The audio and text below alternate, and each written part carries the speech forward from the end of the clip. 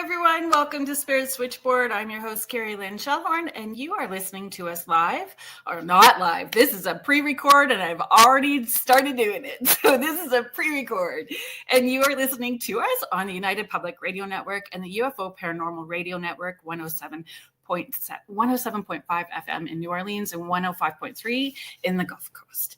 If you are interested in finding out more about all the shows that UPRN has to offer, please head to uprntalkradio.com. You can find out more about our hosts, our shows.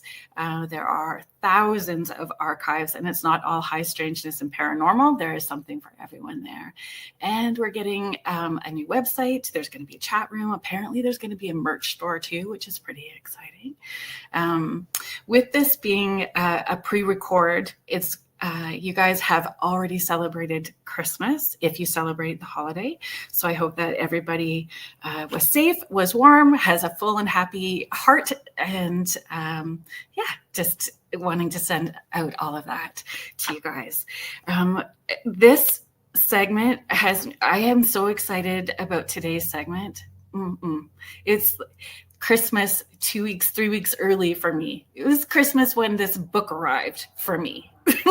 Honestly.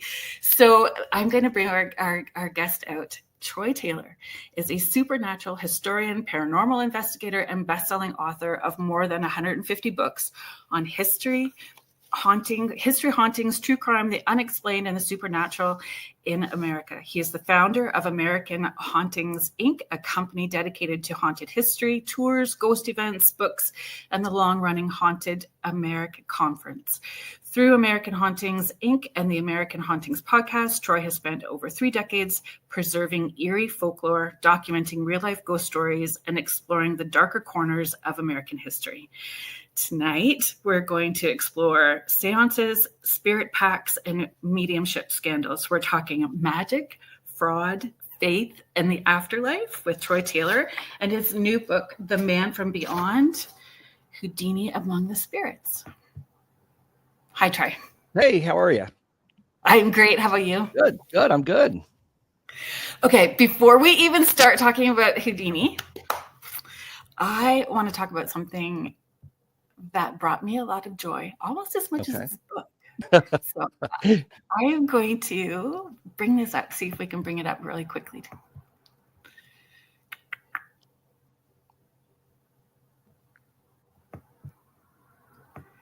Thanks for being patient.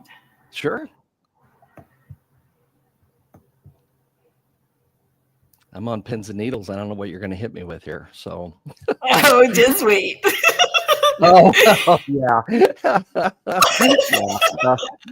Yeah, that was my snow day picture since we got snowed out on Small Business Saturday at the end of November. So, yeah. You had a couple of snow days, right? Like you had to reschedule more than once. Yeah, but this is so joyful. Everything about this is joy. It is like joy coming off the page. I just love it so much.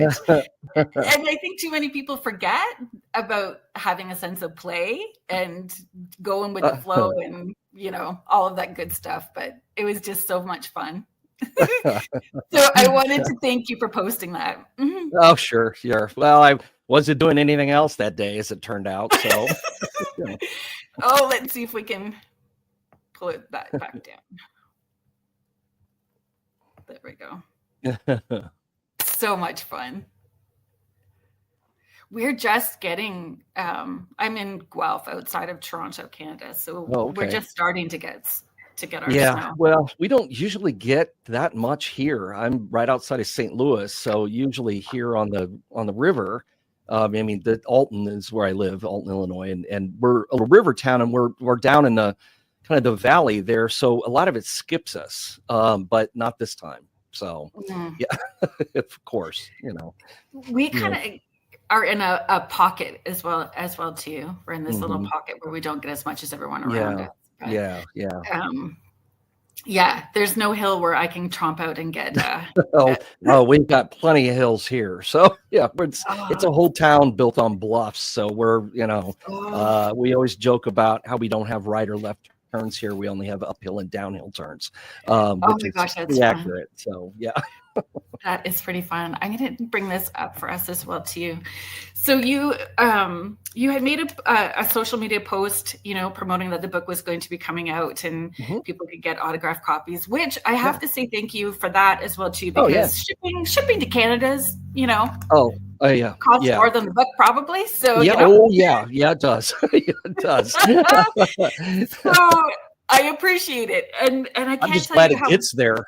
Our post office is not the best, so I'm just happy it makes it. So yeah, and it did. And our post, Canada Post has gone on strike twice, and for a lengthy period of time too, which kind of messed everything up. But I got it, so I squealed when I saw the post because it was everything that I am obsessed about.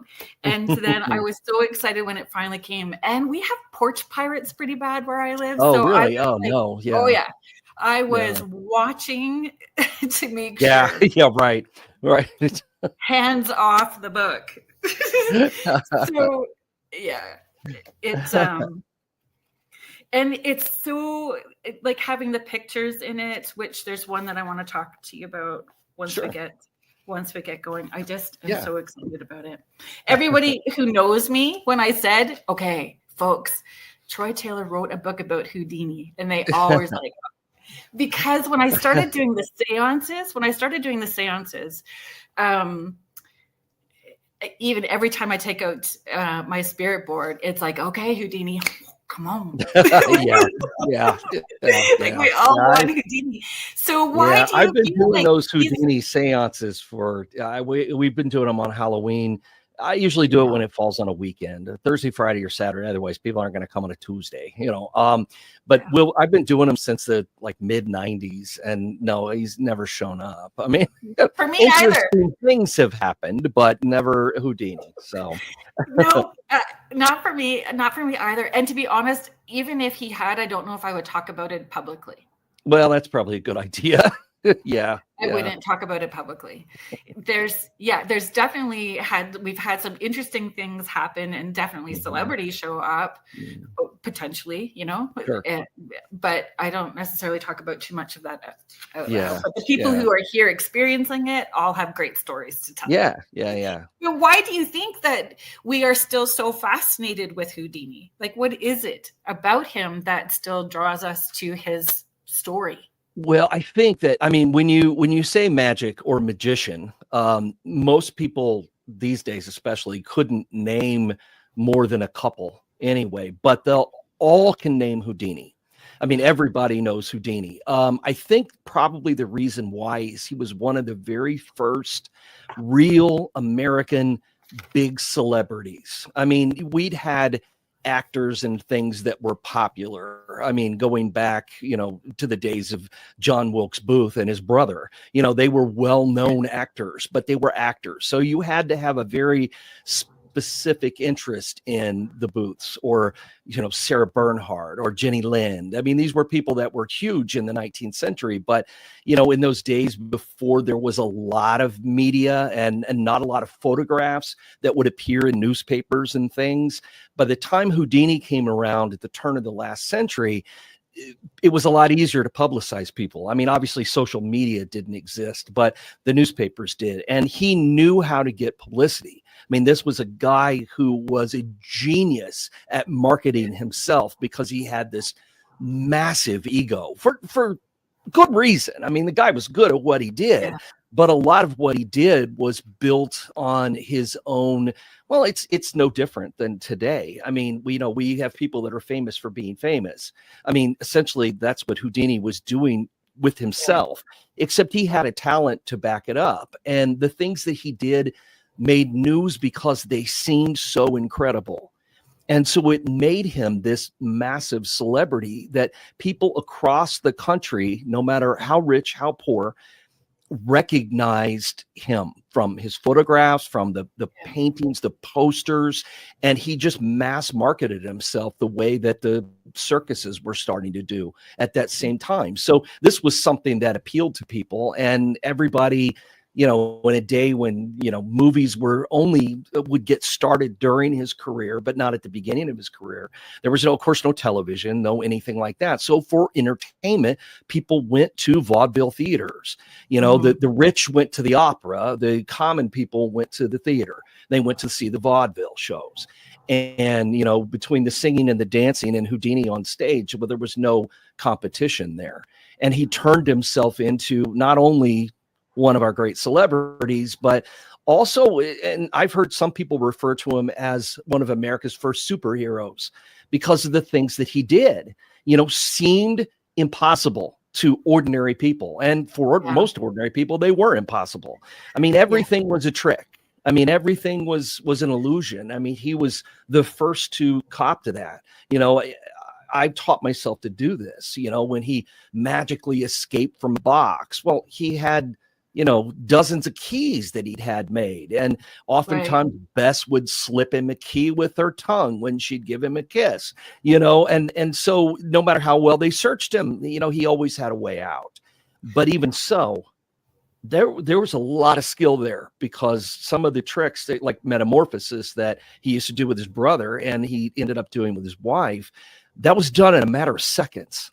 Now, how, and again, I'm not sure how he managed to do all of it. I mean, some of his stuff has become well known as to how he achieved it, but some of that stuff, getting out of some of the things he got out of, pretty amazing. And the fact that people would sit for an hour in a theater waiting for him to get out of an underwater torture cell that he was hanging upside down in. The fact that people would sit for an hour, can you imagine that today? Nobody would do that, sitting there staring at a curtain, knowing he's inside, but they're not going to wait. No one had the patience for that these days. But back then, man, that was pure entertainment, and it just built up his story even more.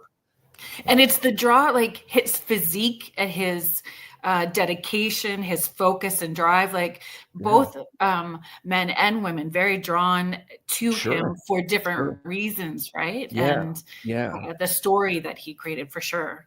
So you've written about him before. So why, what drew you to come back to and revisit this? I felt like that I've written about him in several different books. I've told short versions of his story, but the fact that I guess I've never lost my interest. I mean, as a kid, I loved all that stuff. I loved the magic shows and magic stuff, and I always had a thing for Houdini. I've got a huge collection of the stuff. And so I've always had a thing about it, and I've always been an admirer of Sir Arthur Conan Doyle. And I knew about their friendship, and I knew how it got ruined. And I think that it was a case of, which we can get to all that. But I think I came back to it just because I felt like that people don't remember some of this stuff. They don't know, maybe they don't know about it at all. And for instance, before we even went on the air, you and I had both mentioned Marjorie Crandon, which would be his, big adversary, sort of, a friendly adversary. But how many people, if you went out on the street today and asked 10 people if they knew who she was, I can guarantee you that probably 9 would have no idea who you were talking about. Yeah. And this is an amazing time period. And I feel like we're sort of revisiting that, it's the 2020s, and we're all looking back at what happened before. And I think that started with the pandemic. I think we all started looking back to how history was repeating itself, with, the 1918 Spanish influenza, there were so many things about that and our pandemic that were so similar that we got caught up in the 2020s. We got caught up in the roaring 20s of the 1920s. Started talking about gangsters again. We started talking about, the real heyday of spiritualism, or maybe the second heyday of spiritualism, popping back after World War I and all of that death. And Houdini just kind of was a natural thing for me. Plus, I mostly don't live in this time era anyway. I mean, everything I write about is old, and that's, and so it's just, it fascinates me. And I felt like that, talking about Houdini again, especially as we're coming up on the centennial next year of his death, I feel like that, it's something that we, are just going to continue to talk about. Plus, I just am fanatical about Houdini anyway. In my museum, I've got an entire case dedicated to, the magicians and the spiritualists and the combination of the two, and a big section on Houdini and Conan Doyle. I make them share this big shelf in the cabinet next to each other. I feel like that, maybe they'll patch things up. So play nice in the sandbox. Yeah. But you explore his early years when he dabbled in being a fake medium, being right? being a spiritualist medium, before he became that very loud critic of it. So how did those behind the curtain experience shape that relentless debunker that he became? Yeah, well, and that's the thing. We think of him, and listen, the debunker people, the skeptic people, love to claim him as one of their own. And in a way, I can see their point if they were doing what he was doing. The difference is that Houdini was a real skeptic. He was someone who wanted some proof. He wanted evidence. He didn't say, I don't believe it because I don't believe in it, like modern skeptics do. Oh, I don't believe in that. It can't be real. He wanted it desperately to be real. I mean, desperately. Yes, he had dabbled in being a fake medium, but that was always part of the show. That was a show that he was doing as part of the circus. And then after his mother died, he always had an interest in it. He had a huge collection in spiritualism and magic and the supernatural. And that was always part of his interests. And after his mother passed away, he desperately wanted to talk to her because he was, he was like the mama boy of all mama boys. I mean, like a step down from Norman Bates here. I mean, it's, sweetheart. Yes. I mean, he was really dedicated to his mother. And, and he always said that her death was something he wasn't sure he'd ever recover from. And I don't really think he ever did. Not completely.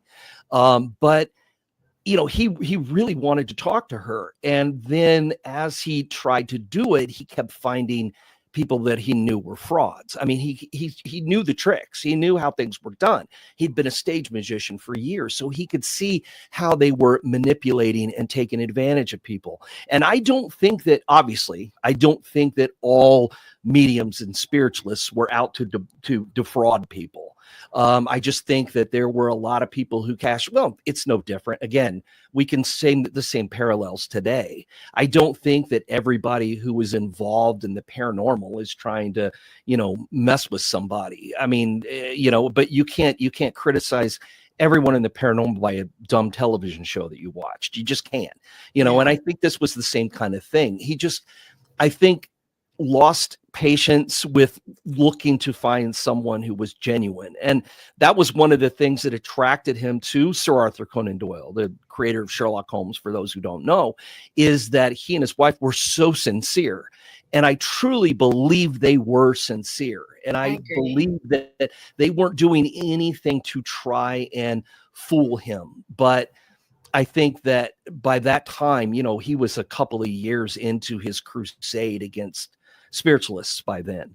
But I don't think he ever gave up. I mean, he always had that pact of if I die, I'm going to do my best to make contact with, Joe Dunninger and some of his other magician friends, as well as his wife. If I can do it, if it can be done, I will do it.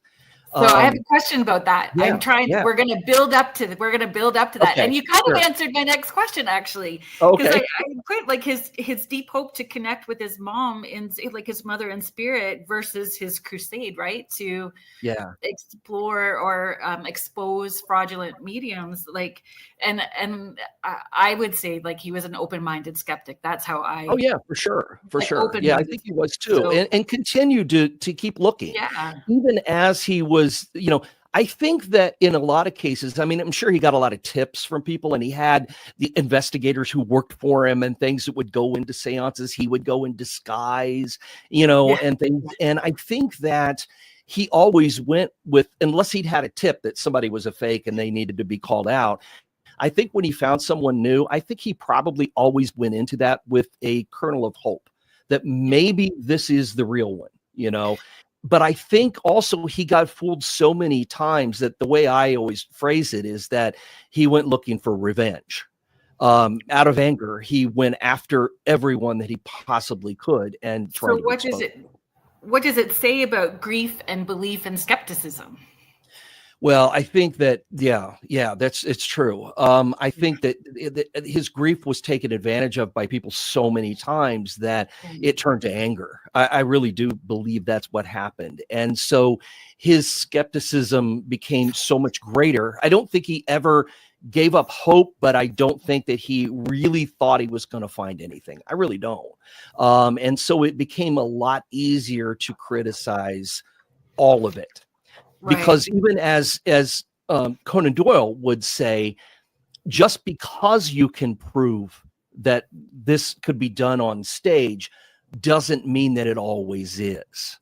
And I find that in a lot of cases. I mean, I'll just be writing about a place that is said to be haunted, and maybe I'll find a reason why one part of it isn't true. I mean, for instance, and I won't go off onto a big tangent here, but for instance, for years, people have considered the Myrtles Plantation in Louisiana to be one of the most haunted places in America. And I've never said it wasn't, but I will say it's not haunted for the reason that's been publicized. Chloe never existed, so it's a case of, I could have looked at that and said, so this is all crap. There's nothing about this place that's real because this story isn't true. I've proven she didn't exist. I've proven these people were not poisoned. They died a year apart. Here's their death records. They died from smallpox. None of this stuff ever happened. But that's not the case, because people have had experiences there. And even when they've involved a young African-American woman, there was a story that dated back long before this whole Chloe thing got made up. So my thought is always, listen, I'm not saying the place isn't haunted. There have been 10 documented murders that happened in this house. So it's got the potential to be haunted. So I'm not saying that your experiences aren't real. I'm saying that you're choosing the wrong ghost, so to speak, that's haunting this place, because this one isn't real. So it's not to say that, none of the spiritualists or none of the mediums that were out there were not genuine. I think there were genuine, but I also think the frauds ruined it for everybody, because this is how it always works. It always takes just one person to ruin it for everybody. And in this case, it was a lot of greedy people. Yeah. At that time, the income bracket that those people were in, and in creating an income for themselves, they had to come up with the next way to entice somebody into their right. Yeah, your tricks, you couldn't knock on tables anymore. By the 1870s, you had to really be putting out some really exciting stuff. And the pressure that was on a lot of those people, even the genuine ones, even the ones who no trickery had been found, nobody could prove they were doing anything. And then one thing would happen and they would get caught, and it would ruin them forever. Yeah. And I think that in a lot of those cases that there were people who were the real thing that got painted with the brush that said they weren't, because they got caught cheating. And, not to say that it was okay to cheat, but it happened because the pressure that was on these people to perform, and that also takes us back to, even the early days of spiritualism. So many of the mediums who exploded into the public eye after the Fox sisters and things, and in the wake of all that, so many of them were women who I would give a pass to. If they got caught cheating, I'd give them a pass, because these were women who changed everything we know about feminine history. For the first time, women had jobs. They were at the forefront of an American movement that millions of people were. People are like, well, what's this? It's so old and dusty, old fashioned. I'm like, look, when America's population was like 10 million people, there were between 3 and 4 million people who were going to seances on a weekly basis, who were believers in spiritualism. So for the first time, women had a voice. And they, even if it was a voice in the seance room and not in the public forum, it was still a voice. And they had their own jobs and they had their own income. And this was a time when women were considered property of their husbands. They couldn't have a bank account. They couldn't sign legal papers. They couldn't vote, obviously. They couldn't be on a jury. None of that would change until about 1920, not in America anyway. And so you had, a lot of people who were coming into this and were doing what they could to try to make a living for themselves. And is it fair to say that they were taking advantage of people? Okay, that puts us in a sticky situation. But I think that a lot of them came into it with a very sincere attitude and with the belief that they really were psychic mediums. And a lot of them were. There are so many, I think, probably genuine mediums that have been completely forgotten, because we don't have records of them. Who do we have records of? The famous ones who got caught. They're the ones that we all know about. They're the Florence Cooks, the people who we realize they got caught cheating, so now we know who they are. But what about all those women who were the real thing that are barely a footnote? And listen, I'm just as guilty because I can't find records on these people. I can find them in old newspaper archives and they're impressing people, but their names just didn't stick around. It's like, silent movie actors, Right. So many of them were huge stars, but what about the thousands of others that were great, that people loved, but they've just disappeared over time? And it's the same thing with these mediums. So I probably just jumped ahead 12 questions. I'm sorry, but you've done pretty wind good. me up and get me going, and that's where you are. So I'm all about evidential as well too. So a while ago, I'd say shush with love. So it became a hashtag. It became swag. Don't tell me too much so I don't get called out for being a cheater, kind of stuff. But it's so true. And at that point in time, like the child mortality rate was high. There were all of the millions of deaths from the wars. There was so many people needing hope. And if the president's wives were hosting, because there was two, if it's happening in the White House, it can happen in our parlor. And there were quite a few who were interested in anything to do with the supernatural. And as you said, at least two presidents' wives who had seances in the White House. The thing about that is that it's so interesting to look back and see how widely accepted that things were, that without a second thought, until people started to get called out about it. And then things changed, which is too bad, because I think that things could have been a lot different if it had been handled differently, if that makes sense. Some of the investigations and things that took place were done the same way a lot of skeptical investigations take place now. Oh, I don't believe in it, so it can't be real, and that's unfortunate, because I think that, people had a need for spirit mediums at that time, because like you said, the death rate, the child mortality rate, a lot of these mediums became therapists before therapists existed. People came because they wanted somebody to talk to about their loss, their grief. And this was a way for people to cope at a time when there was no other way to cope. It's not like you can, take some kind of medication. Yeah, right. Exactly. Yeah, they left and didn't come back. Right. Right. A lot of husbands, brothers, sons, right. Left and never came back. So just it wasn't like now. Sure, you might get a letter from the front line somewhere, months in the future when your husband, uncle, son, nephew, cousin was dead. Right. You might show up, and it wasn't that much different even by the teens. We were talking about still no way to really communicate with people. I mean, yes, there were telephones, but if you're on a battlefield in France, who are you going to call? There's no way to call anyone. So people were going away and, just like you said, never coming back. And that, that's tough to handle, for anybody. So of all the seances and experiments that Houdini participated in attempts to connect with his mother, which is there one that stands out as the most heartbreaking or revealing about who Houdini was outside of his stage persona, Well, I mean, in your opinion?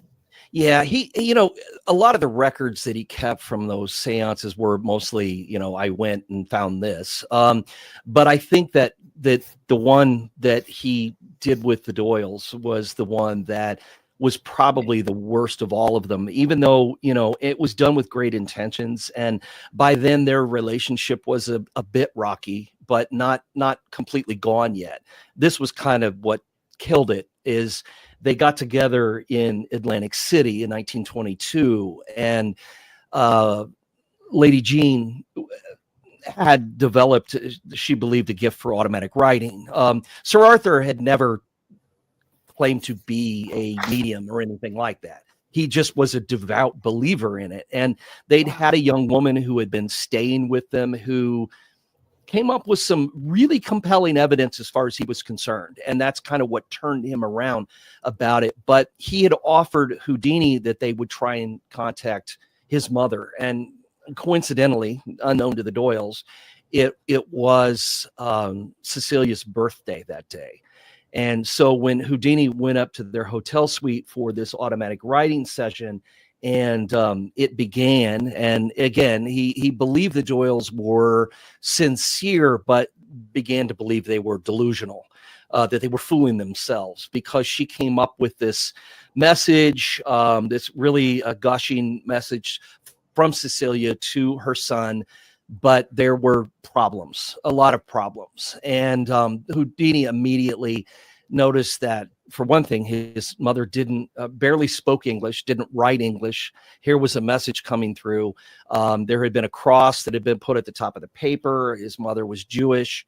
Houdini considered his mother's birthday pretty much a national holiday because Right. Mother-son thing there. And it was never mentioned. And so he had a lot of problems with this. I mean, of course, the Doyles had explanations for all that, but it was just too much for Houdini to accept. And I think that whole thing was, I think, really heartbreaking for both men, because they had a good friendship, even though it was, playfully antagonistic. Both of them like to discuss, they like to debate their sides. And it had never turned into anger up until this point. But now Houdini had become angry. And they did try a couple of times to kind of patch things up. But, I think it was the Marjorie incident that really was that's my next question. The last nail in the coffin. Yeah. Yeah. That was my next question. And Sir Arthur Conan Doyle played a hand in that as well too, right? Yeah. So yeah, in the newspapers. Kind of like it was like a Twitter battle today. These guys going back and forth. It was just in the newspapers at the time about these two going back and forth with each other over the genuineness of things. So. Didn't it not start? So Scientific Americana had a contest, and there's some prize money to be won. And do you want to take it from there? Yeah. I think by the time the contest began, this was something that I think by this time Houdini was, I want to say, pretty worn down. I mean, he was he was traveling all the time. He was constantly on tour. He's trying to make movies, all of which are pretty bad. I don't know if you've seen any of them, but they're not great. But he was trading on his fame, so it made money. Yeah. Even if it was just him doing a bunch of different escape tricks, that's the entire film. That's the plot. So I think he was pretty worn down by things. So when he had met with the publisher at Scientific American, and he had offered to put Houdini, he told him what he wanted to do, and Houdini agreed with it. He thought it was a great idea. And he put him on the panel, along with a couple of scientists, a couple of guys who were interested in spiritualism, and then J. Malcolm Bird, who was an editor at Scientific American. And he plays a big part in the Marjorie story. Yes, he did too, because he was more of a believer. and had a lot of tie-ins to like the American Society for Psychical Research and things. So he was kind of mixed up in the whole field. So he wasn't exactly and neither was Houdini for that matter, but he wasn't exactly, a impartial, part of this. And Houdini was really there, I think, by this time in his career, was there to just pretty much debunk whoever they came up with, which is what he did. Every time he would be involved in one of these sittings, he would find trickery of some kind, and he would always prove it. So, I mean, he was, and listen, I've got to tell you, I admire some of these guys. The balls on some of these people to show up and perform knowing they were going to be performing tricks and think they weren't going to get caught. Yeah, that is impressive, yes, or delusional, one or the other. Because it was probably a case of where some people thought they could get away with it, and some of them probably thought they were really the real thing. In their head, they convinced themselves they were real. And gives them a few moments of fame, though. Yeah, that's true. That's true. They got their names in Scientific American, which is funny to think about how this was a science magazine. And this is what was in every issue back then, because that's how, again, this is one of those things that people can't wrap their heads around. In the early 1920s, this stuff was everywhere. I've been collecting all these old, like, weird Ouija board stories from the newspapers, and there's thousands of them every year in every paper, and it's people just can't understand how things were back then. But anyway, back to our story. Crazy Victorian times, right? Yeah. So right after. Houdini, here's that. So then they start running some of these. He's out on tour. So my guess is that Malcolm Bird is thinking, hey, I'm going to jam a few of these people through because I think they're the real thing. I don't like Houdini. I don't need him around.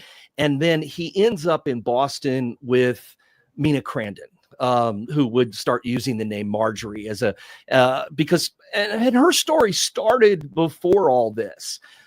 She got into the wave of spiritualism, and I really think that it was more her husband, and I talk about this in the book, it was more her husband wanting to turn her into something than she was. She was the epitome of the 1920s flapper. I mean, she, she's a terrible mother, divorced, which at that time was scandalous, lousy mother, liked to go out drinking, dancing, and just, it was just a kind of a married to this rich doctor and was just living it up. And Canadian. Yeah. And, he got interested in spiritualism and kind of pushed her into it.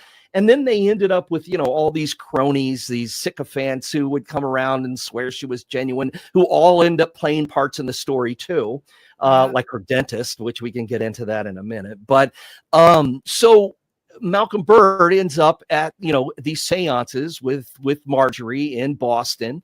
And that's how she ends up with this pseudonym, so he can write about her because, he's this respected doctor and he doesn't want his name, at least at first, in the papers. But then I think he starts eating it up too later on. But anyway, they start bringing in investigators who were mostly just a bunch of flunkies who were like Malcolm Bird, that were, convinced already when they got there. And they're hanging out in the Crandon's house, and they're partying with them. They're drinking with them. They're having dinner with them every night. They're sleeping over. Guys are borrowing money from the doctor. He's like, oh, I'll get you all set up with your institute here. I mean, you could just see all this happening. And, so they're like, oh, well, she is the real thing. And everybody's writing it up. And so this goes on for a bit, and Bird is like, okay, well, she's the real thing. We're going to give her the prize. Well, Houdini knows nothing about what's going on. He sees the news in the newspaper that they're just about to award this, and he becomes unhinged at this point. Now, I think this had less to do with him not believing that Marjorie, was the real thing. I think it had more to do with his ego. The fact that they would dare to embark on these investigations without him and would name someone as a winner without him. Just that could not happen. Yeah. And listen, he was one of the biggest celebrities in the world at the time. So the fact that they had purposely left him out of this, I could see where it would irritate him. I get it. I do get it. But I also think he came into this with, I'm gonna show you, Well, and then why bring him on if they're not going to include him at the end? Exactly. Like, Exactly. you would want a piece of that moment.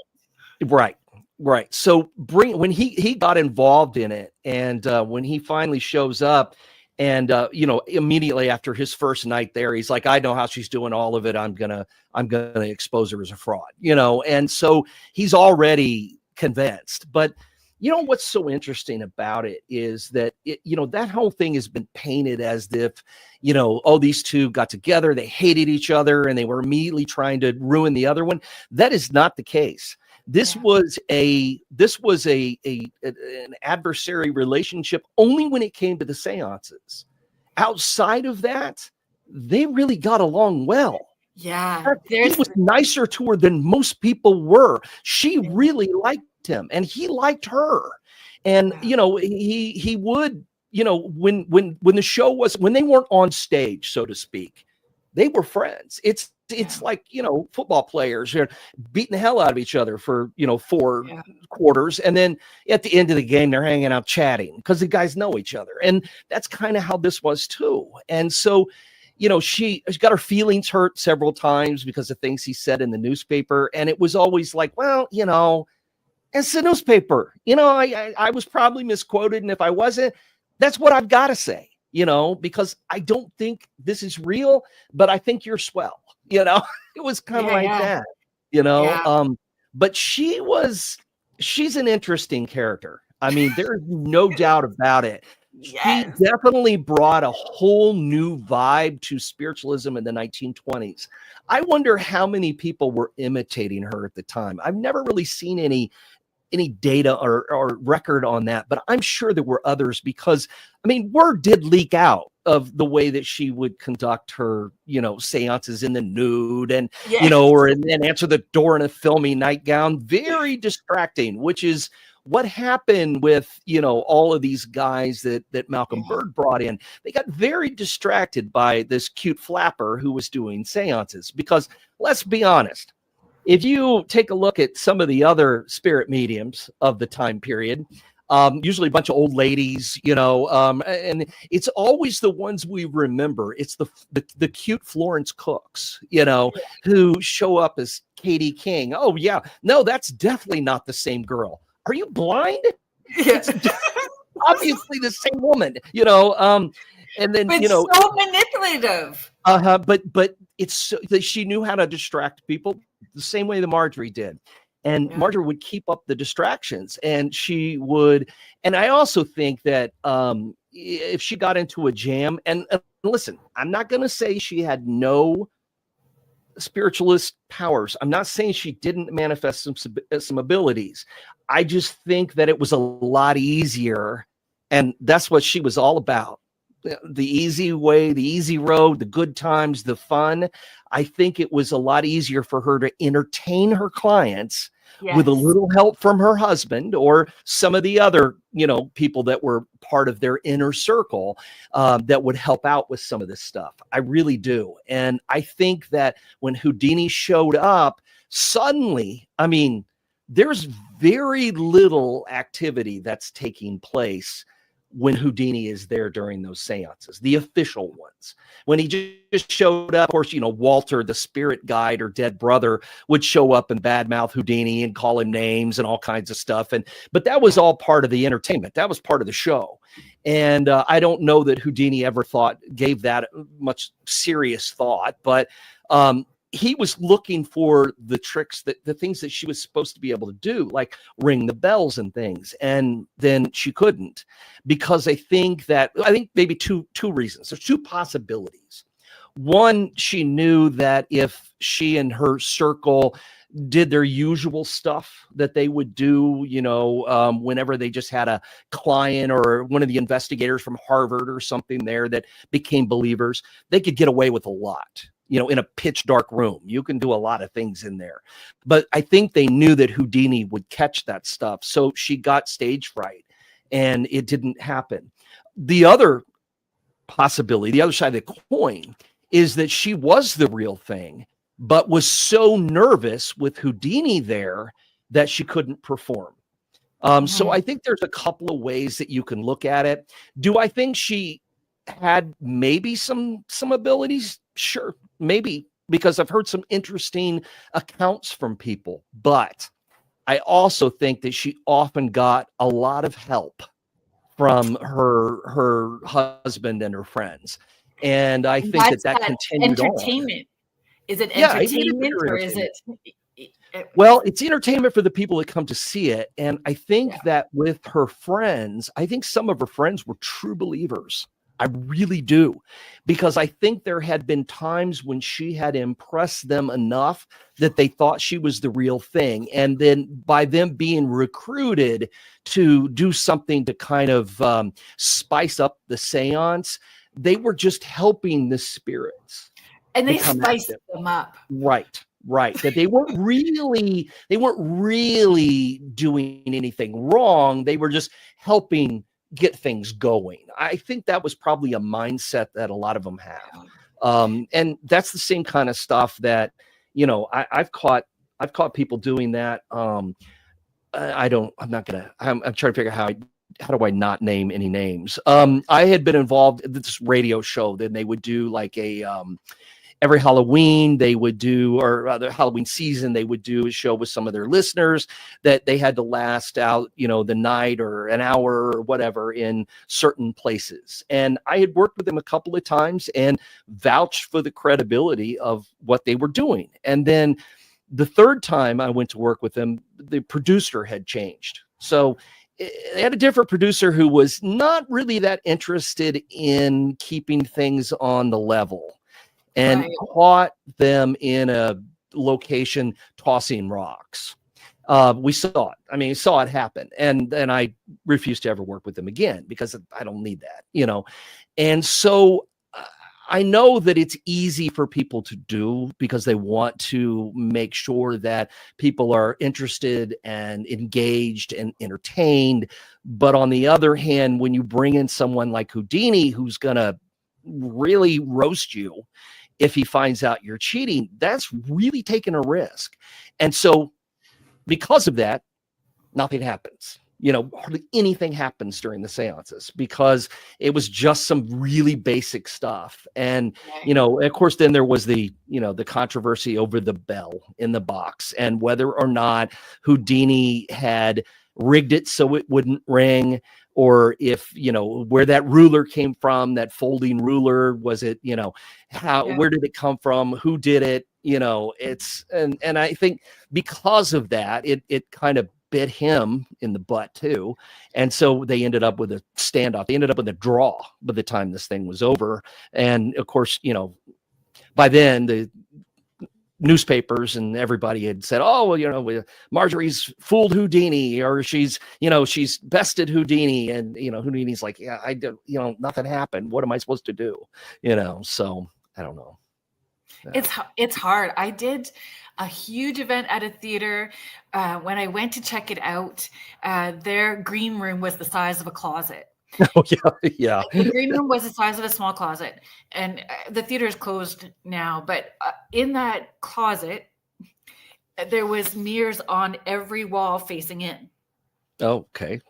Yep. All right. So when I walked in, I was like, "Oh, okay, here we go." So I have an idea for an event. Let's give it a go. So, why don't we project me in here onto the big theater wall? Right. We'll do some scrying, and we are going to project for people to watch. And I that's when I talked about Marjorie. I talked about Houdini. I gave this whole talk, and we did everything kind of that way. Trans-channeling, did all of this stuff. So the people who got it, I promoted it. This is not staged. We're doing it in October, but there's not going to be jump scares. There's not going to be, so you need to understand that this is how this is going to roll. So the people who were interested got it and understood what was happening, right? There for the history and learn. And those who were there for the jump scares were smoking pot, drinking, going to the concession to drink. So, you know, to try to do it traditionally, you know, you have to have that interest. And if we're not doing that kind of like Penn and Teller smoke and mirrors to draw that attention, it's not going to hold people's attention. So no different than back then, right? And I loved Houdini's drive to create the debunking tools. You know? The box that he made to put her in, which was, you know, you look at that thing and you see him in it, you see her in it, some of the photographs, and you're like, how would anyone do anything in that? You know, I mean, it is like a terrifying thing, especially because, you know, all of the stories were, you know, that she could manifest ectoplasm from various orifices. And because she couldn't really do that while sitting in that box, you know, there was an argument about, do we put in a screen? Do we put in what do we do here? You know, and so I think that really, even if, let's just say, that she had been absolutely genuine and the conditions that he put her under to do this, there's no way she could have performed. Not the way that she normally did, whether she was engaging in trickery or not. How in the world are you going to do anything in that box? You know? So, you know, he was convinced that, and I think that he had some really valid theories on how she did accomplish some of the stuff she was doing, because he did catch her with her feet out, you know, and using her feet and putting that spirit horn on her head, which is a hilarious cartoon. If you've ever seen the illustrations of that, he put together that little booklet about the secrets of Marjorie, and there's these really funny illustrations in it. And there's one of her wearing that spirit horn on her head. And I still laugh when I look at it. I've seen it 100 times and it's still funny, but it does make sense, because these are all things that if he was doing what she was doing, he knew how he would do it.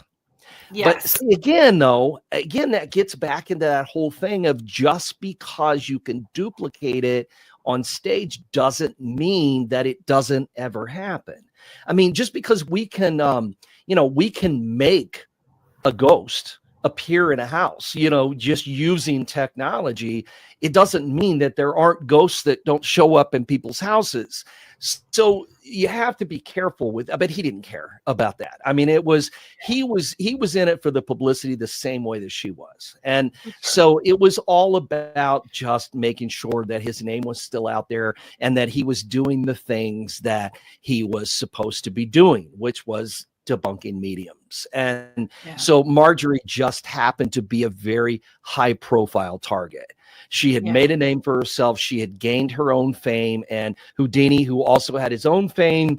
And listen, I admire the man. Don't get me wrong. I do, but I also see what a massive ego narcissist he was too.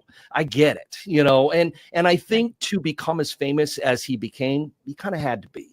I think that that's something that if you're not a crazed narcissist, you're never going to be a big celebrity. And we can look at a list. We can sit here in front of each other and name 20 celebrities. And I guarantee you that every time we named one, a therapist or a psychologist would go, yeah, they're a narcissist, you know, because you have to be able to promote yourself that way. And that's tough for a lot of people. You know, it is relevant. Tough. Yeah. Having to stay relevant. Exactly. And that's a perfect way to put it. He needed to stay relevant with what he was doing. And I think that exposing her was imperative for his career. And, you know, I think that everyone involved was disappointed when it ended, because Marjorie never really got to perform the way that she wanted to. And Houdini could never really rake her over the coals the way he wanted to. You know, I think that he wanted this massive expose, and it just didn't happen. The whole thing didn't end with a bang. It ended up with a whisper, and then it was over and everybody moved on. Houdini continued his career, and, yes, he put out that little booklet, but that's about as deep as he ever got into it. And Marjorie just moved on. She still had her fans. She still had her people around for a while.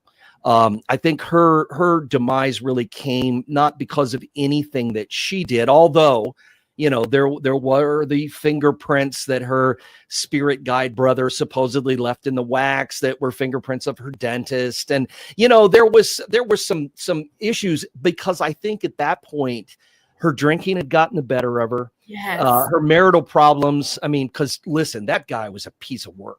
Her husband was a piece of work. And so, her marriage is falling apart. She's drinking. She's depressed. She's having trouble paying her bills because an interest in spiritualism had started to fade. By the time her career came to an end, she didn't have many people left other than her really close devotees, and they would let her do anything she wanted. But, I will give her one thing. On her deathbed, she refused to ever say that she cheated. She never would admit anything. She went to her grave saying, it was real. You'll have to decide for yourself. So I'll at least give her that.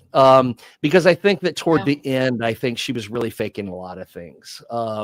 Just because I think her abilities, whatever abilities that she had, and maybe they were minor, maybe they were really small things, but whatever it was she had, I think that her depression, her drinking, and everything else, I think that stuff was pretty much gone. All she had left was her little bit of celebrity that was now fading also. So I met a shaman from Northern Ontario. I'm from Northern Ontario. Okay. And just when I was stepping into doing this publicly full time, he said to me, you need to be very mindful of your journey. He said, because mediums all end up, if they're not careful, as alcoholics. He's like, yeah, I could see that really, because dealing with the kind of stuff you have to deal with, I think a lot of times if you can't turn it off and on, I could definitely see where dulling that with whatever could do it, and how easy that would become. It's funny too, is I have a friend who used to be one of the really big people at Camp Chesterfield, the spiritualist camp in Indiana. And we've talked a lot about, I always leave the door open that there were people who had abilities and people who didn't, but I think there were a lot of good people. And, she pointed out to me, and rightfully so, that eventually a lot of the mediums that did physical phenomena that could cause things to happen for a couple of reasons quit doing it, because they were getting, so much hate and so much skepticism, and people were constantly dogging them, that they eventually gave up and moved into, mental mediumship rather than physical mediumship.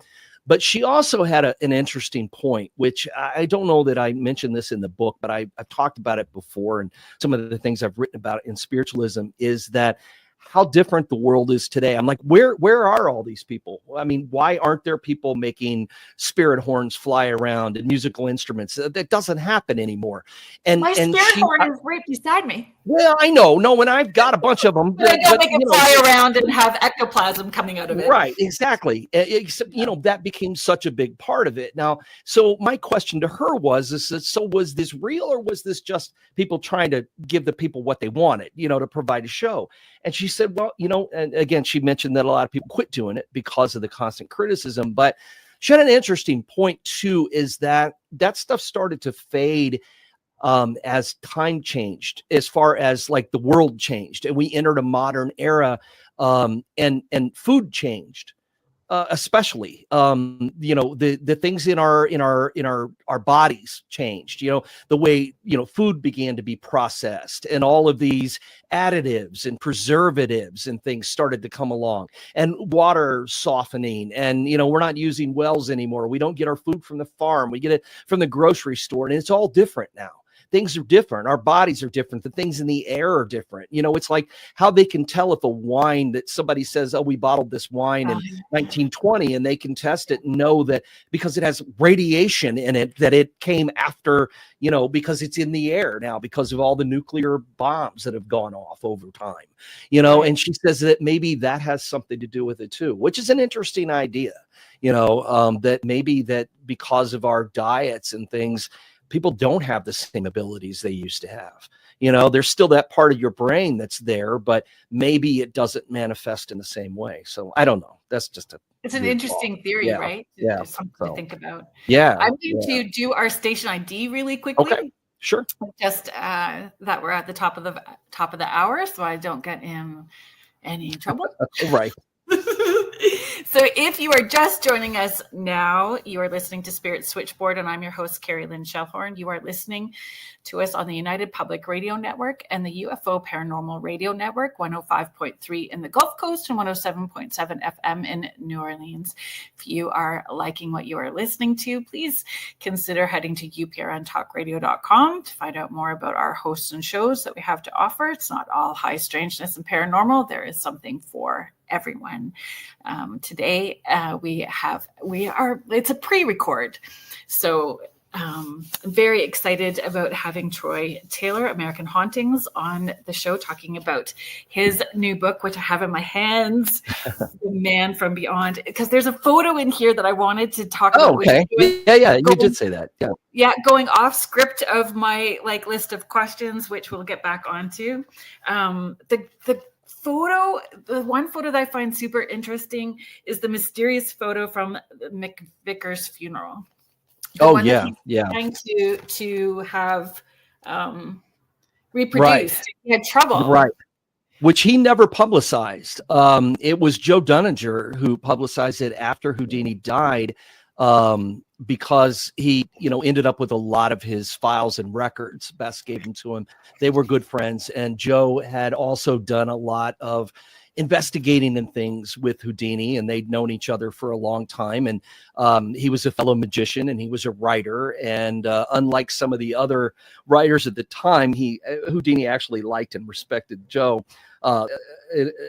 as opposed to like Hereward Carrington, who he didn't care for at all, which is kind of funny to hear him criticize. But Joe found that in his records, and that, he had gotten this information that there was a woman who had been part of a spiritualist community in Los Angeles, I believe. And she had claimed that she was going to return at her funeral, that her ghost was going to, if it was possible, she was going to do it. Well, this apparently intrigued Houdini, so he decided that he would photograph the scene, and didn't do it himself. He actually got a professional photographer, a guy from one of the movie studios that he knew, and they got all the plates. And it was funny because they went to the photo store to get the plates, and he had some random man who was there pick out the plates so that there would be no, idea that Houdini had done anything to them. He didn't handle them. He didn't do anything. And then they went to the church for the funeral, and that photograph was taken. And Houdini could never explain it. He tried to duplicate it and couldn't. And he just kind of left it as this is the one mystery that baffled Houdini. That's the way that Dunninger always kind of advertised it. And I've always thought that was so interesting. And the fact that he didn't publicize it, I kind of felt like that, he kept it under wraps because, well, he didn't want to seem stumped, again. Yeah. The ego comes back into play, and he didn't want to admit that he couldn't explain something, and because, Houdini can explain everything, that kind of thing. So, I always thought that was a really interesting story too. Yeah, I love that it was in there because orbs are such a hot topic conversation. It's so polarizing when we start talking about orbs now, but we're going to get into that in a bit. Okay, so digging into all of the famous codes and pacts that Houdini made. So how I'd like to approach this, so that he made with Bess, his close friends, which we know that he did pass first. So based on what you uncovered, how do you personally interpret the messages from beyond that Bess may or may not have received?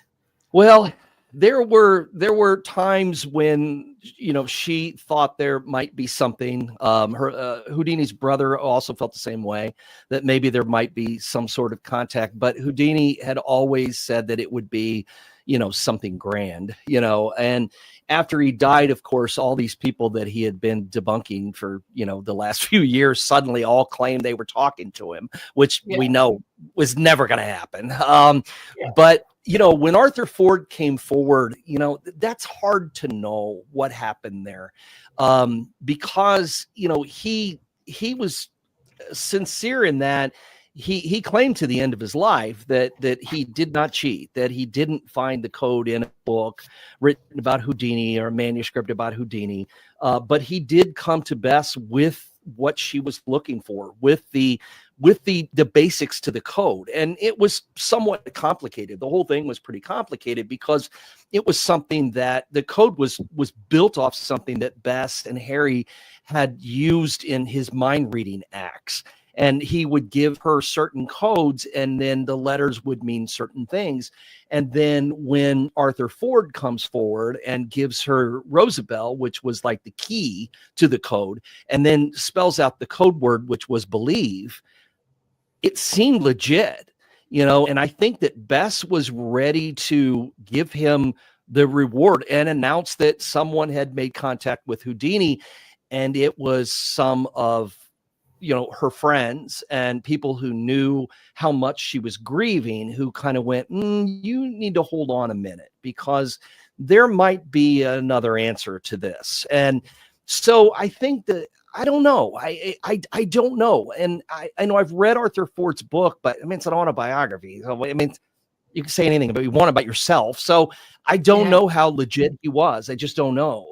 So I've always found that very interesting, that he won her over, and then it was sort of like, okay, well, we're going to give it to you, but now we're going to take it away. And I always thought, he did provide the code. He swore he didn't get it from when they claimed he got it. And it's very possible. Well, the thing is, even if he had, he would have had to have worked out the code, and in more ways than were explained in that book. So I always find that interesting. But Bess then, got on to this, holding this big, the official seances, every year. Right. And that became a way for her to have, I mean, she wasn't broke by any means, but her income definitely had taken a hit when her husband died, because he didn't expect to die so young. And so, it wasn't like they had a big savings or anything, but he did very well for himself. So she tried several things. Nothing really worked out for her. I don't think she would really get beyond her grief. So having these official seances kind of probably filled in with what she was already doing. I think she was already trying, to reach Houdini anyway because of her grief.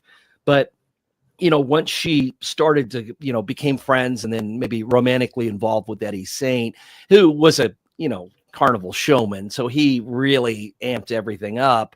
And then in 1936, they did that final show, which is if you've ever listened to the broadcast, it's kind of fun to listen to. You can, it's out there. You can find the old radio broadcast that was done that night. But what's not included is what happened afterward. And that's what I always like to, kind of tongue in cheek. I will say, well, there was a thunderstorm. There really was a thunderstorm, and it was very localized over the Knickerbocker Hotel. And it didn't last very long. I mean, it is California, so when it does rain, it really rains. But, that was always kind of interesting, because I always like to point out, what an ego Houdini had. And was he really going to show up and ring a bell? If Houdini was going to come on, we would all need to know about it, And so having that thunderstorm break out, I always found was, if it's a coincidence, it's kind of a fun one. It's a fun coincidence that happened, but it's a pretty wild story. So Houdini exposed a lot of fraud, but I feel he stirred up a lot of deep questions about ethics as well too. So ethics, faith, expectations, right? Expectations and and how we deal with grief. So what lessons do you feel his crusade holds for today's paranormal investigations and for working mediums? Well, I think that, as far as the way that we should look at it today is going into things with an open mind. And I think that he did have that for quite some time. I think it was the anger that got the better of him that led to him trying to just expose everyone.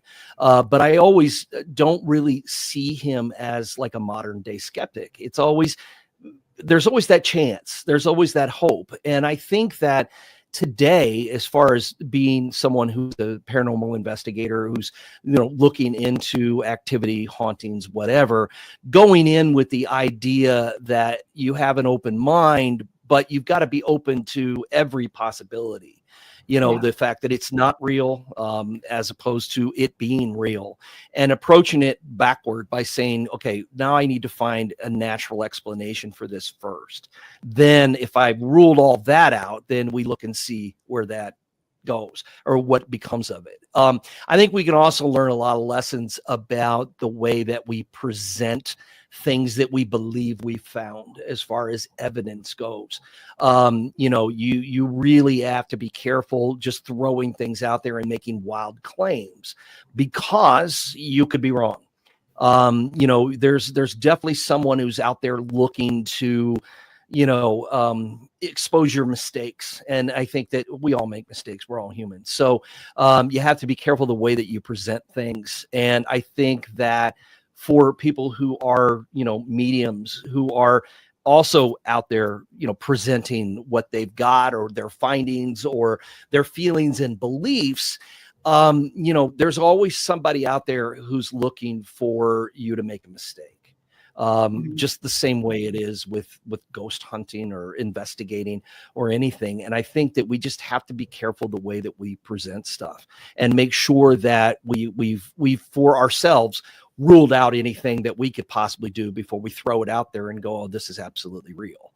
I just think that, Houdini opened up a whole big can of worms, that we end up with people who think they're emulating him and, amazing Randy. And they're really not, because they hate everything about the paranormal.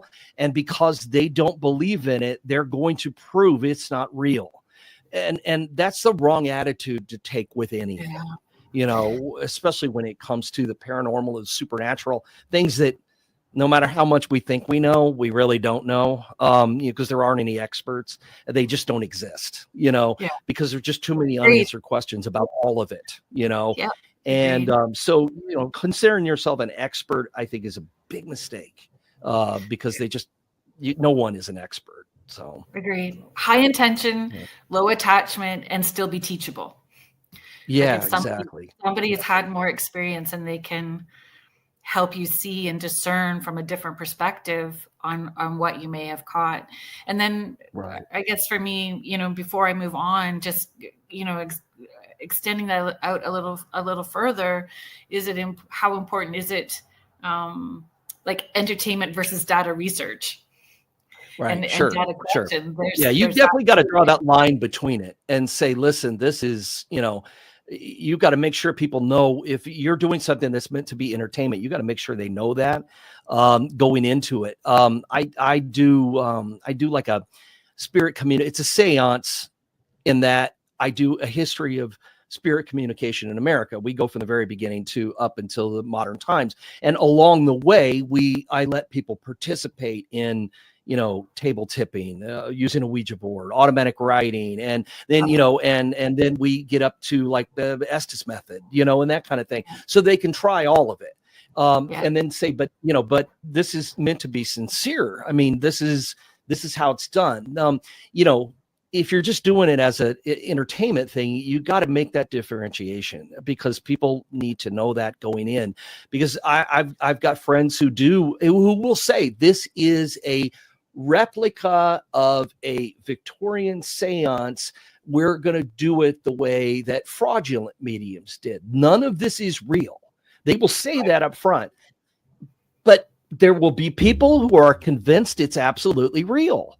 because their tricks, they're good. They're good at what they do, and so there will always be people who still think it's real. And I think that that's where we can get into trouble. You have to make sure that people know the difference. So you're absolutely right on that. At the same time, we can say it and say it and say it and say it, and people are hearing through their filters. Right. Yeah. which also I get that a lot. I get that a lot with, somebody brought me something just recently, and I don't, I don't, looking at people's pictures sometimes, you just never know. I mean, and I've been doing that for 30 years now. And, I learned a long time ago that you just have to go, man, that is really weird. Even if it's not, because they don't really want to hear your real thoughts on it. They don't want you to know. And you go, well, here's where this is reflecting off this in the background, but that's just creating a refraction of light on your lens, and it's just my phone. Okay, but it's got a lens, a little green dot. Yeah, I mean, it's all those kinds of things, and they don't really want to hear that. They want you to tell them, oh my God, that's a ghost. And I've learned a long time ago that unless it's really sensational, I usually just go, yeah, that's really weird. Or look, here's an outline. I've circled this outline of that appears to be a woman looking out a window. And I'm like, or it's the tree reflecting on the glass. But you just go, that's really weird. I don't know, I struggle. I tell people flat out, do not send me your photos, because I am not I am not the one you want, because I will say that I don't see it. I know. Well, and it's just like, I know you think your orb is the real thing, but don't send it to me, because I don't want to see it. Read my article. That's what I've got to say about orbs. I'm done. So I'm not saying that there are cloud pictures. I get a lot of cloud pictures. Yeah. I mean, I'm not saying there aren't light images that are paranormal. I mean, there's something we can't explain. I mean, I've seen them myself. But on the other hand, if I've got an easy explanation for the dusty basement that you're in and the 300 orbs that you have in your camera, picture that those are not ghosts. They're just not. But I'm done. I am done trying to convince people about their orbs, and everybody thinks they have the one that's going to change my mind. And, I said, I've seen a few that are really interesting and I've got my own mental criteria of what I look for if I, with that kind of thing. But for the most part, I really don't need to see it anymore. Which brings us into the next question. When you compare Houdini's methods to modern skeptics and investigators, what stands out to you about his approach, both in terms of what he got right and where his emotions or biases may have gotten in the way? Yeah, I think as time went on, his emotions definitely got in the way. And I think he went into investigations the way a lot of modern skeptics do, by just saying, I'm just going to prove this isn't true. And I think that his emotions got the better of him. I think when he first started doing the investigation, when he first started going to the seances, he was really looking for the real thing. And then I think he still kept that kernel of hope going for a while, before he just became angry enough that he'd had it and just started just going into it with blinders on. This can't be real. I think that's what he got to. And that's what we all have to avoid. I mean, if you're someone who is open-minded, if you call yourself a skeptic, you've got to be open-minded to everything, not shut down to everything. Prove me wrong. I'm from Missouri. Show me, that kind of, I'm tired of hearing that kind of thing. It's not up to other people to prove it to you. You need to prove it to yourself one way or the other. And so I think that, when we go into stuff like that, whether it's a seance or, an Estes method session or whatever, it's great to look for all the flaws. I get that. You definitely want to go into it thinking this might not be real, but it might be real. and I've got to weigh both sides of the coin here. I've got to look at everything that's going on. Is this something that's really happening, or is this someone who is faking it, or someone who's mistaken, who believes that this is something that it's not? And I mean, we're never going to convince like most skeptics of this, but I think that people who are paranormal investigators, which I don't even call myself that really anymore. I don't do it much like I used to, but I got tired of all the gadgets and gizmos and things, that we were using in 1996, and they're still using them, and they're doing the exact same things we were back then. And what did we learn from it? Absolutely, apparently nothing, because that's been 30 years now and we're still doing the same thing. And that still doesn't necessarily mean anything other than you might have an electrical problems in the house that you're in. Do you find people understand the tools enough that they're using? Yeah, that's the problem. That's the problem. People don't understand them enough. The people who do have moved on to other things. They're moving on to things that are something that is a lot tougher to explain than waving around an EMF meter that was made so that electricians could look and see if you've got faulty outlets. Okay, that you're not proving anything. That was all just a theory anyway. As no my electrician son reminds me continuously. Exactly. Yeah, you can't go, oh, this is a ghost detector. No, it actually isn't. We don't even know if ghosts, that was just a theory from the 90s. Maybe it's accurate. Maybe it's not. I mean, when people take something like that to a location that's abandoned, that has no power in it, no electricity, no anything, there are still problems with those things. They still pick up things. It doesn't necessarily mean, oh, there's no electricity here, it must be a ghost. Not necessarily. You could be standing on a power line, underwater water lines, just water, a magnetic area. I mean, there's so many other things that it could be.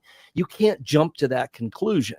I've always pushed people for years that if one thing happens, that's cool, I guess. But if two things are happening together, or better yet, three things are happening at the same time, when you've got all this corresponding evidence at the same time, that's interesting. But it's you telling me that your EMF meter is going crazy. I'm okay, whatever, So it still has to be in different areas, though. Like it can't be a capacitative proximeter and then have a static one beside it. Like it has to be in different ways, right? Yeah, I used to give people a list of like, okay, so if you're going to try to record EVP in a location, then you need to have other things too, not just a recorder. You need to have the recorder set up in a stationary spot with a EMF meter, if you want, sitting next to it, a temperature sensor sitting next to it, and you better have a camera on it all the time, because if you don't, I'm just going to assume that you're whispering into a microphone. Exactly. So I've got to see all of that before I'm going to take it seriously at all. You can't send me something and go, oh, listen to this. I was so and so. Well, okay, I could go record the exact same thing in my bathroom and send it to you and tell you that I was in the dungeon of a haunted castle, and it's just me whisper. You can't consider that evidence. You just can't, not one thing by itself. So that's why I'm all for people doing it. I love it. Love to watch it. Love to experience it. Love to go to places. Love to experience the haunted places. But if you're going to expect me to walk around with some kind of gadget, I'm not going to do it. I'm just not. That doesn't really appeal to me anymore. The gadgets that make me laugh, I'm quite vocal about it. If it makes me laugh, here's my money. All right. Sure. Yeah. I bought it's just like a proximity sensor as well too, but it's like the Ghostbusters car with Slimer on the top of it. I'm like, here's my money. Yeah, right. Yeah, that's fair. I have a friend who has a motion recording squirrel. It's a squirrel, and it's hilarious. It's a squirrel, and it's like, okay, that's funny, and even some of the most basic things can be very cool if used correctly. That's the thing. You want to set this stuff up, and you've got cameras on it, and they're, motion sensors, and they're in an area where there's no motion, and I'm all for it. I really am. Just not for me. Not really. I did my time. So right. I moved on, Yeah. I can appreciate that too. And I feel too, when we're doing the paranormal, or talking even about seances and the experiences that may or may not be true, or what's happening, it all evolves, and we have to be open-minded to everything and anything, including ETs and cryptids, and it's all, you gotta evolve with it. Sure. Yeah. So unless you're me, and then you just go, I'm old and I don't want to do that. So I just think Bigfoot is very funny and cool.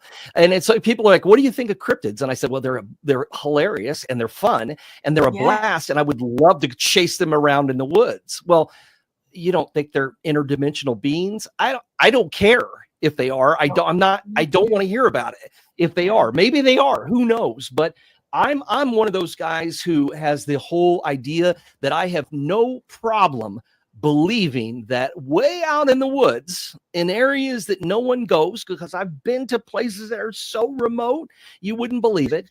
I have no problem believing that there are big, hairy leftovers from some other era wandering around the woods. I am all for it. Do I think they're, kidnapping women and impregnating them? No, not necessarily. But do I think that they could be out there? Absolutely. Do I think they rode here in a UFO? I don't really know. And I don't really want to talk about it. That's not my thing. But I get it. I understand people's attraction to all of that. It's just not mine. But I love the fact that people are pushing that forward. What's that? Yeah. I love hearing people's opinion about it. I love, if you are passionate about it, tell me about it. I want to hear it. Yeah. Like, I love unless you're going to tell me the earth is flat, or that we didn't land on the moon, then I don't have any interest in talking to you. You need to be locked up somewhere. I have no interest in that. So I had a friend who put that up to me, like at my birthday party, and he's a good dude. And he always, there was alcohol involved. We'll leave it at that. And he's like, I don't know how the subject came up. And he says, well, do you think we really landed on the moon? And I'm like, yeah. And the fact that you just asked me that makes me want to end this conversation. And he goes, oh, I'm just asking questions. Do you really think that we could? I said, listen, my uncle retired as a full colonel from the Air Force. He commanded 6 different Air Force bases. He knew most of those guys personally. We landed on the moon. They were real guys. They weren't actors. They were real test pilots. These are guys he knew. So we landed on the moon. And I said, if you bring this up to me one more time, I'm never talking to you again. So it's like, so we're not going to ask you if the moon is hollow. Yeah. Crazy. What's that? So we're not going to ask you if the moon is hollow. No, that's okay. I'm gonna pass on that too. So, do I think it's a giant satellite? No. Do I? I mean, yes, it is, and it's made out of green cheese. So, just like they believed 150 years ago, we were sending ships up there to harvest cheese. So, yes, that's exactly what I think. Don't hold back. Yeah. Well, hey, ask my opinion, you're going to get it. So how do you feel if Houdini could come through one of the seances? What do you feel, or what do you hope he would understand about the book that you've written about him and how you've shared his story? Well, that's a good question. I don't know. I think that he'd like the fact that, 100 years after his death, we're still talking about him on a regular basis. I think that would be something that might appeal to him. Whether or not he would agree with me on how big I think his ego and his narcissism is, that's a good question. I'm always, I'm always like, they give you those options, people, oh, hey, who's somebody from history you wish you could have dinner with, and they'll, people will come up with all different ideas. And Houdini would always be on my list. But I often wonder if I would really like him or not. I don't know. Don't Or meet if I your would just think he hero, was just right? so full of himself. Yeah, I wonder if he would just be so full of himself that it would just be a big turnoff. I Mm, don't know. It's hard to say. I mean, he did have close friends, but on the other hand, boy, that guy, really spent a lot of time getting his name in the paper. And that was his life goal, is just to be famous. He wanted to be big and he wanted to be famous and the top of his game.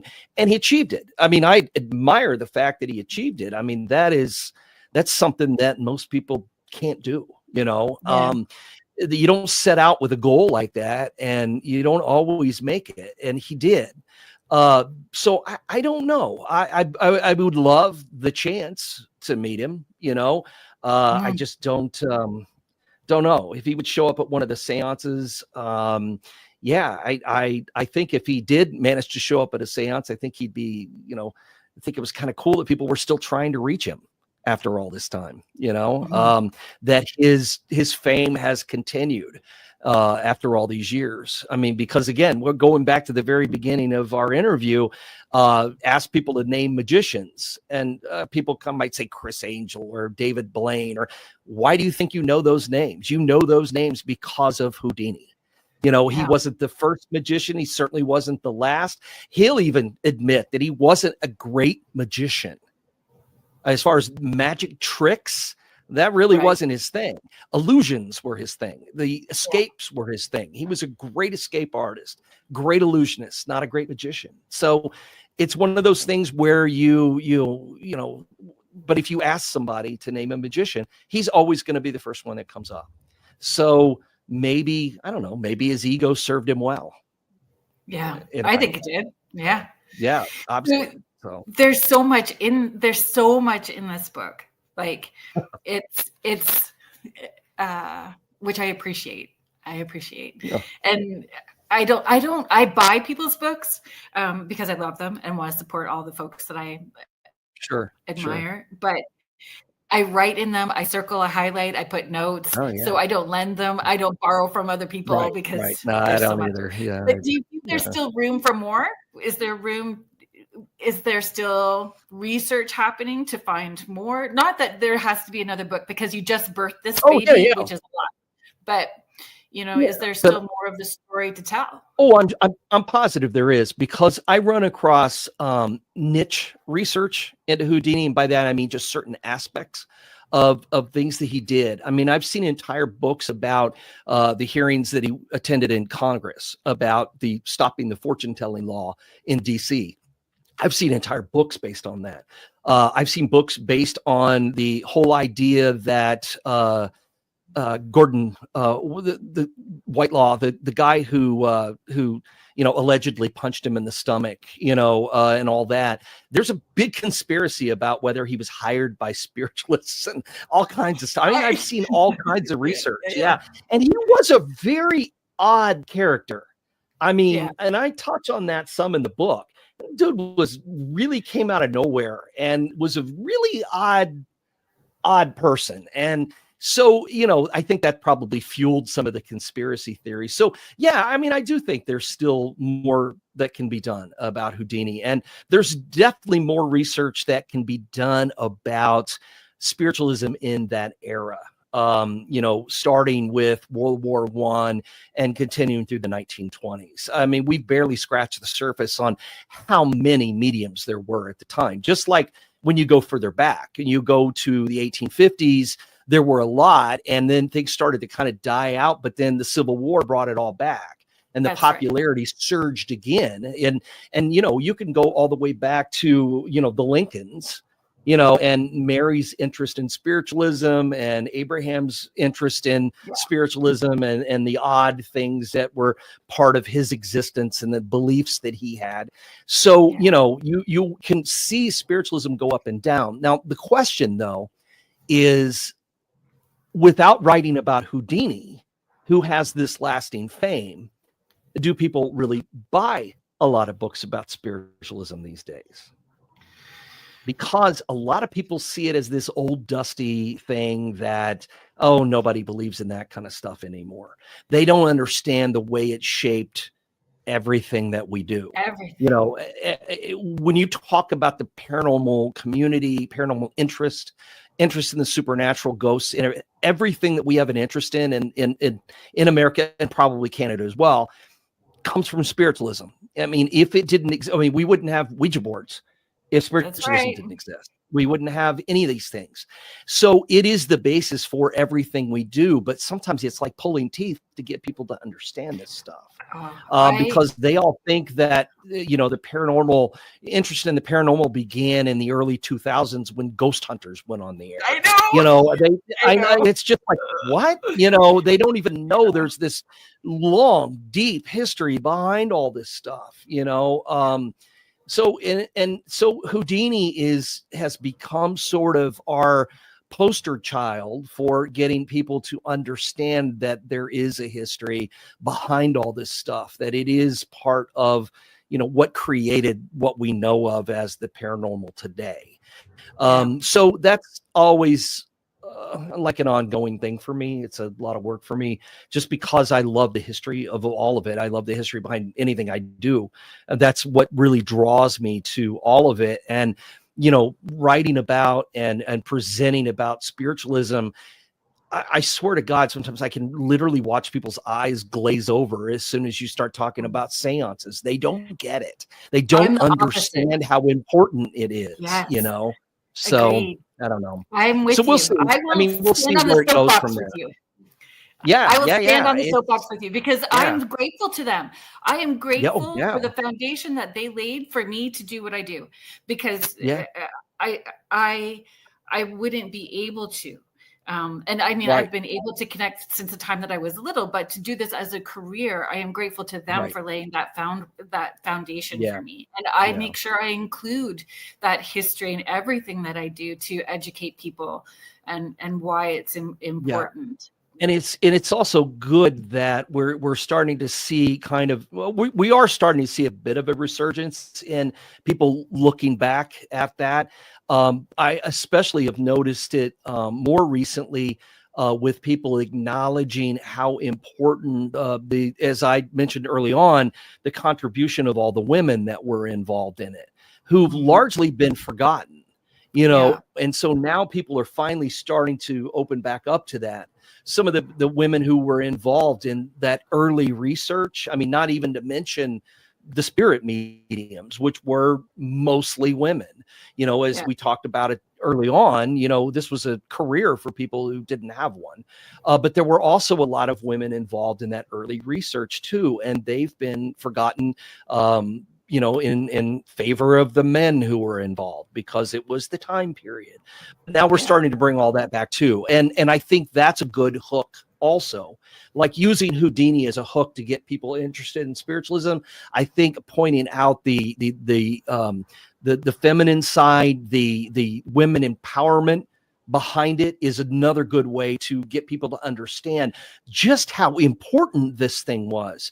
Not just for the paranormal community, but in American history, how important spiritualism was. It was such a big part of the 19th century and early 20th century. And we ignore all that because our attention is being taken away by all the nonsense that's going on now, with politics and all kinds of stuff and constant distractions and things. We don't look at our history as much as we should, because all of these things we deal with now, we've already dealt with. We just need to look at how we dealt with them before so that we can get rid of these things now, because we got rid of them once. So let's get rid of them again, And I think that looking back and using spiritualism in this case, looking back is a good way to get people to do it.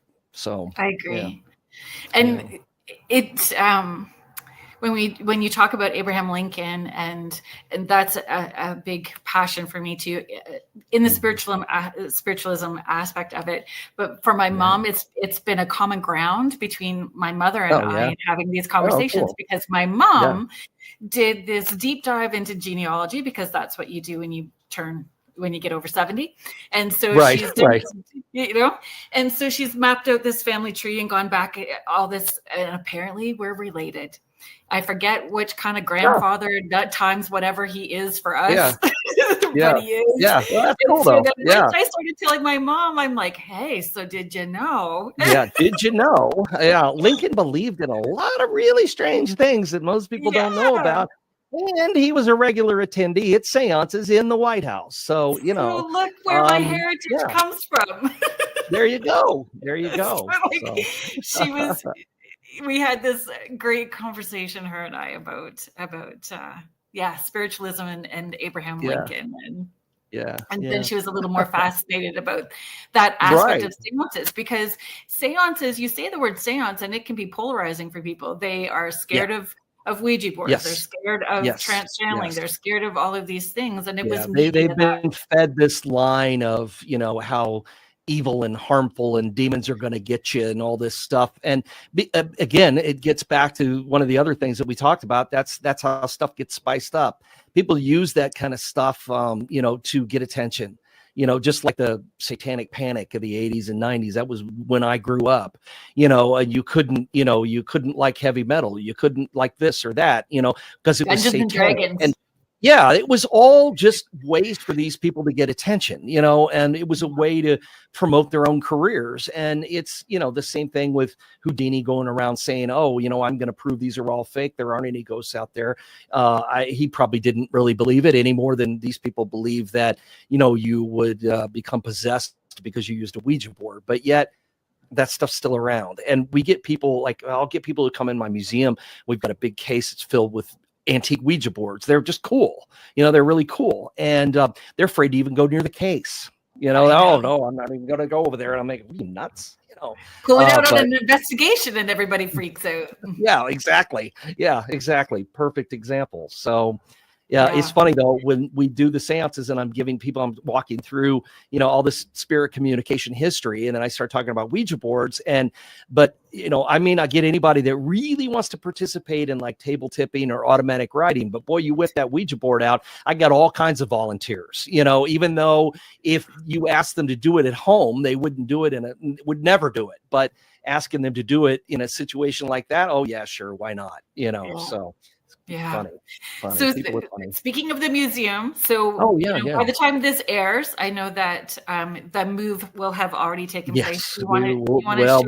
I will be, as this airs, I will probably be in the museum trying to get everything ready to reopen. I mean, literally at the time it's airing. Because I foresee that's going to be quite a job over the holidays, but it gives me a lot of excuses to not go to stuff though. I'm so sorry I can't make it. I'm gonna have to work on the museum, so sorry. So where is it moving to? Is it still? We're only moving about 4 blocks, but we're moving from a place called the Mineral Springs Hotel, which is I've been there for I guess about 12 years or so, in the building doing stuff. I've had the museum for a couple of years, but we're moving to the downtown part of Alton, down like where the riverboat landings used to be and stuff. So I'm moving into a former department store, also haunted, long history of being haunted, which is kind of cool too. So it's not a big move as far as distance. It's just all the stuff. It's a lot of stuff to move. So, and I don't like the packing part, but I love the unpacking part.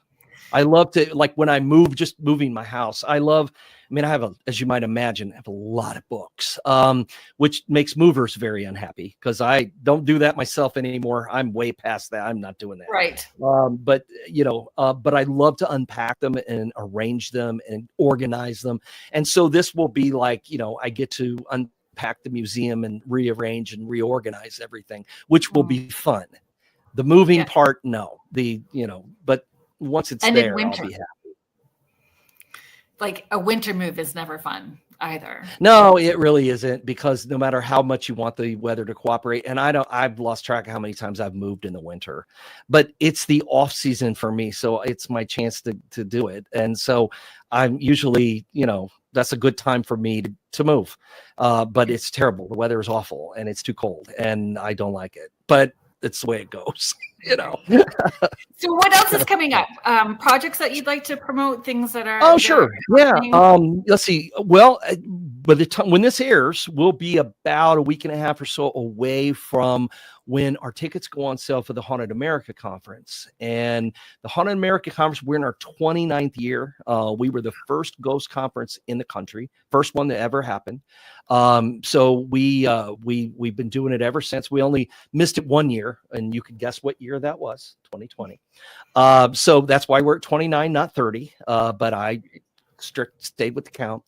But we've got speakers. We get speakers from all over the country. We do tours, we do ghost hunts, we do events, workshops, all kinds of things. And we normally we hold it in the middle of the country, so it's kind of accessible, but we get people from everywhere. California, New York, Pennsylvania, Florida, people come from everywhere to attend. And a lot of times it's, we'll have probably, I'm guesstimating again, but normally we have about 500 people who come. So it's not a convention, it's an actual conference. So it's based around the speakers. It's not based around, just people wandering around signing autographs and things. So, so it's a strict schedule kind of deal. And so we'll get about 500 people. And I would say, out of that 500, at least half of those come every year.